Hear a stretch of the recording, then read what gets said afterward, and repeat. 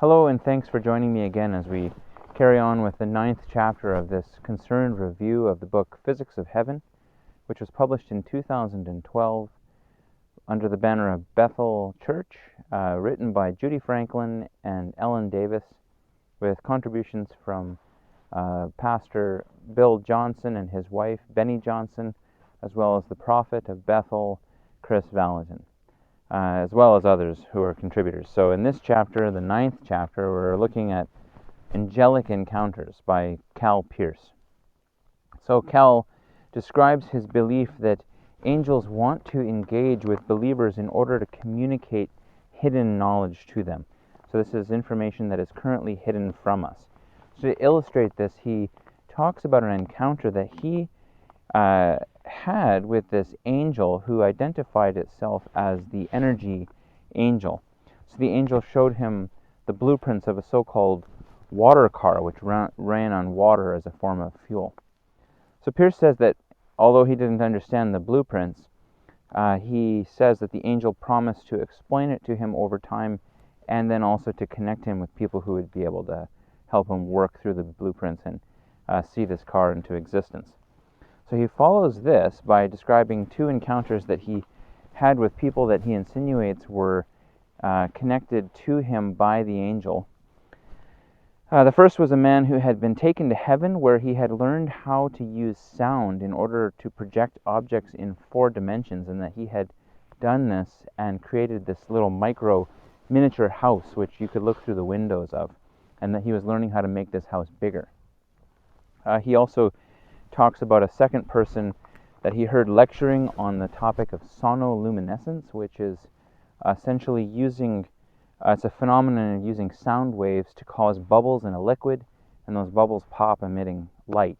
So the implication was that this was also going to be used somehow in realizing this water car. So Pierce concludes the chapter with this assertion that we are supposed to partner with angels who really want to do our bidding. And in fact, in order for us to do this, all we have to do is speak. We have to speak because angels can't read our thoughts. So in order for us to communicate with them, we have to actually utter the words with our mouth. This he says is why the word, and that's with a capital W, the word requires sound. So let's shift a bit into talking about the spiritual assertions that are made in the chapter, some use of the Bible, and what this means for believers. So the chapter begins with a reference to Psalm 91, a reference to it which he claims says that God, quote, sends his holy angels to render service on behalf of those who inherit salvation, end quote. This, he says, can be understood to mean that angels are supposed to run errands for us, quote, run errands for people. So in addition to being a complete distortion of the biblical concept around angels, it actually turns out that this is also not Psalm 91. Instead, it's actually Hebrews chapter 1, verse 14, which describes angels as ministering spirits sent to serve for the sake of those who are inheriting salvation. So it's an incorrect interpretation of a verse that actually doesn't say what it's claimed to say. So this chapter really hinges on this idea that angels exist to serve us as human beings, to show us hidden knowledge, and to connect us to people. So Pierce's really nonchalant attitude towards angelic encounter stands really in stark contrast with the way that the Bible presents just about every encounter that anyone had with an angel.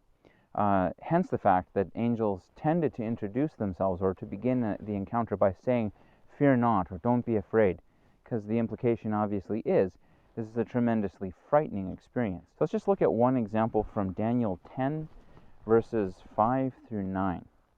I, this is Daniel speaking, looked up, and there before me was a man dressed in linen, with a belt of fine gold from Uphaz around his waist. His body was like topaz, his face like lightning, his eyes like flaming torches, his arms and legs like the gleam of burnished bronze, and his voice was like the sound of a great multitude. I, Daniel, was the only one who saw the vision. Those who were with me did not see it, but such terror overwhelmed them that they fled and hid themselves. So I was left alone, gazing at this great vision. I had no strength left. My face turned deathly pale, and I was helpless. Then I heard him speaking, and as I listened to him, I fell into a deep sleep, my face pressed to the ground. Now let's hear how Pierce describes his reaction to his angelic encounter. He says, I looked up to see an angel standing right in front of me.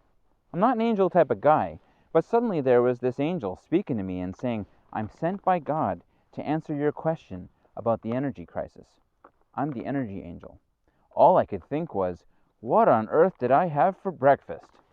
The angel went with me back to my hotel room and began talking to me about energy. So clearly Pierce doesn't take this encounter very seriously, and instead he focuses on the revelation that he received with these blueprints and the promise of further connecting with this around this water car. So of course we can really only assume that Pierce either hasn't been connected to other people or that he never has come to an understanding of these blueprints because, to my knowledge, he has not actually developed this water car yet. I think also another really important point is that the assertions that he makes around activating angels should be seen as especially troubling. So first of all, he implies that we command angels. And the actual Psalm 91, not the one that he says is Psalm 91, but the actual Psalm 91 says that God commands his angels, not us. So Pierce paints paints a picture of angels kind of just sitting around, and they're kind of hoping that we speak these words of power, which get them up so that they can do our will. So he really perverts in the process this concept of faith, and he says that faith requires confession, so that the angels, the purpose of faith being spoken or faith being projected into the spiritual realm, is so that angels can hear what we have to say and do what we want. So this is not Christianity. This isn't, in fact, even really word of faith anymore. This is encroaching, in my view, on shamanism, and it's really joined with the heretical teachings that cross over the rest of the book. Connecting this with the rest of the book, this chapter has this light and conversational tone, which reflects the fact that it is derived from an interview, so that's something to be noted. It's likely meant to reinforce the reader's view that God is just itching to break through this barrier that we have placed in front of ourselves and breaking into the world with angelic encounters and revelation. If only the reader will do their part, will suddenly just sort of swallow this injunction to speak out and activate angels. So really we can just see that this is part of a greater gospel of works, and really no matter how kooky, it's always the reader's responsibility in the end to bring heaven to earth. And you could also say that it's always their fault when that doesn't happen. So thank you for joining me with this book. We have a couple more chapters to go. I hope you'll stick with me as we listen to the concerns around the physics of heaven.